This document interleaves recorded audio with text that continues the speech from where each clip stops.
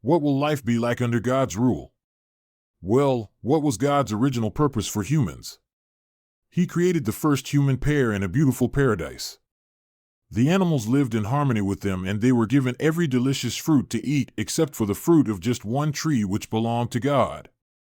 God's purpose has not changed. He still wants humans to enjoy His earth in the way He originally intended. So what will the future look like when that purpose is fulfilled? When Jesus was on earth, He gave us a glimpse of that future. He healed the sick. He gave sight to the blind. He calmed storms. He even raised the dead. These were not just miracles. They were previews. A small picture of what life will be like under God's kingdom.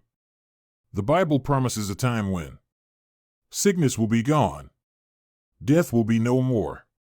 Pain and sorrow will disappear. People will live in peace, in harmony with their environment and the animals. With no fear, no injustice, and no suffering. The earth itself will be restored. Beautiful, balanced, and full of life.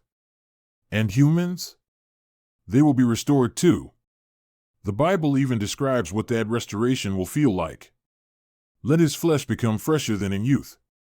Let him return to the days of his youthful vigor, says Job 33 verse 25. Strong, healthy, and at peace. Free from pain, aging, and decline. Living in harmony with God. And with each other. This was always God's purpose. Not a temporary life, but a lasting one, here on earth. A world filled with peace, joy, and purpose. And the Bible assures us in John 17 verse 3. This means everlasting life, the coming to know you, the only true God, and the one whom you sent, Jesus Christ.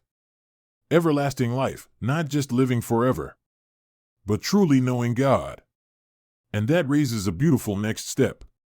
How can we come to know God and be part of that promised future?